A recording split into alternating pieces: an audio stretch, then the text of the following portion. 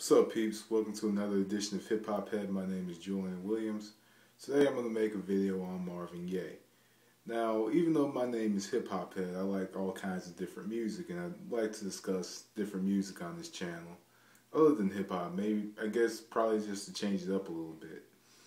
A few months ago, for my long hiatus from the channel, I did talk about the death of Tina Marie and her impact on the world of music. And now I'm just going to talk about Marvin Gaye because I think Marvin Gaye was very influential to hip hop. A lot of hip hop artists use the samples to this day, and will probably be using the samples for numerous years. You can hear them in like Pete Rock. Pete Rock's used them. I think Kanye's used them. No ID's used them. There are many artists, many hip hop artists that have used Marvin Gaye samples.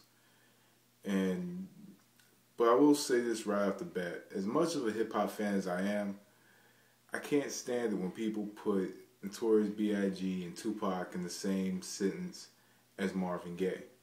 And I made a comment about that on Facebook the other day of how they shouldn't really be in the same sentence, just because they are artists of different generations. And the reason I made that comment was because I was watching something on VH1, because I like to watch things about older music on VH1, and Some Mix-a-Lot. And we all know who Some Mix-a-Lot is. If you don't, just Google it. But Some Mix-a-Lot said that watching the Marvin performance was just like watching Tupac or Biggie perform. I've barely seen a live Biggie performance, so I'm not really gonna judge too much on it. I saw a Pac performance. Seen numerous clips of Marvin Gaye. Seen a lot of his performances through my lifetime, and I just don't think that he should be mentioned in the same breath as Pac and Biggie. As good of artists as they are, I just think that Marvin is just a different type of artist, a different generation. Hell, Marvin's before my generation. So anyway, with Marvin Gaye, I believe that he kind of changed the route that music was going. Just with his What's Going On album. There were artists that made albums that were very personal, but none of these personal albums were hitting the mainstream level. You had R&B artists like Donny Hathaway, another one who is highly sampled, who I'm going to talk about the next time I make a video on an R&B legend. I'm going to hit on Donny Hathaway.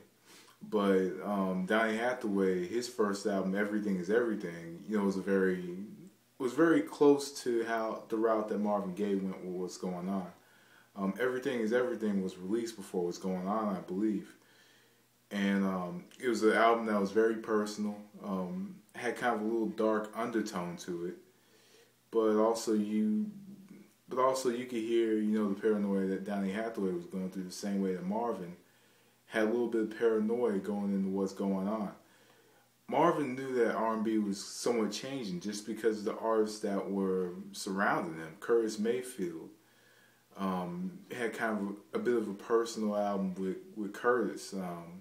Isaac Hayes, when he released Hot Buttered Soul and Black Moses, were albums that just sounded different from the Motown sound, because Motown had a distinct sound.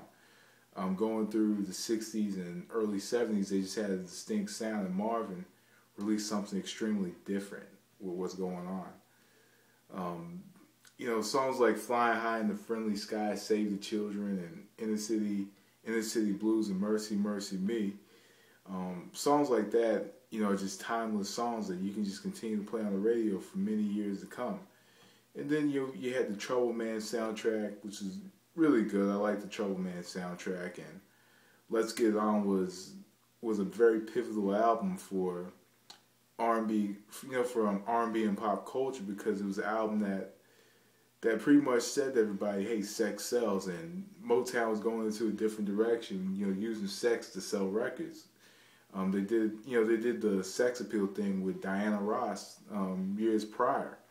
When she released her debut in like her Diana debut, the first album Diana in 1969, 1970, around the same time What's Going On had came out. But Marvin was writing about how he felt at the time. He started dating Janice Hunter, where his life kind of changed a little bit. But he dated a teenager named Janice Hunter, and he releases the Let's Get It On album. Another album full of just timeless songs that you probably couldn't play on the radio back then, but you can play them now compared to what's coming out now. You have songs like You Sure Love the Ball and If I Die Tonight, the studio version of Distant Lover, Let's Get It On. Just Come Get to This. You had a lot of, that was another album that was very pivotal. And then you had I Want You. I Want You had a disco sound. I'm a little surprised Marvin never really went to the Philly International type sound, because Philadelphia began to dominate R&B music with the music of Gamble and Huff. But Marvin Gaye went to Leon Ware, and Leon Ware was a guy that kind of thought just like him. They both just thought alike. And Leon Ware said it himself, but really Leon Ware wrote a bunch of songs, and Marvin just sang over them. Basically, Leon Ware was a writer and producer. He was, I guess, he would write every now and again for Motown, and as he would write, I think that he got signed, and when he got signed, when he was doing his album Musical Massage, some of those tracks ended up on the I Want You album. And Marvin Gaye pretty much took over his record, and Marvin was a better singer than Leon Ware. Leon Ware is a great writer and great producer. I think he puts records together very well. But I think Marvin took his music and took it to a different level and gave it a more mainstream sound, but also made it his own album. He made I Want You his own album. And I Want You, I think I Want You is actually, to be honest with you, I Want You is probably my second or third favorite Marvin album. What's Going On is my favorite album, and I Want You would probably be a close second, and then Let's Get It On. But Let's Get It On or I'm Here My Dear, which I'm going to get into in the second part of this video. But I think that I Want You was very underrated for its time. If you listen to it, you hear a lot of boldness and honesty coming from Marvin. Boldness and honesty, happiness. And you heard in the Let's Get It On album, you heard happiness. It had a very happy undertone where What's Going On was dark. It was dark, but also a bit vague, to where, but for the time, it was vague to where Marvin was going with the album. But when it gets to Let's Get It On, it's happy, it's honest. I Want You, happy, honest. But we go into the next album, and I'm going to get into it in part 2 of this video. Anyway, that was another edition of Hip Hop Head. I'm out of here. Peace.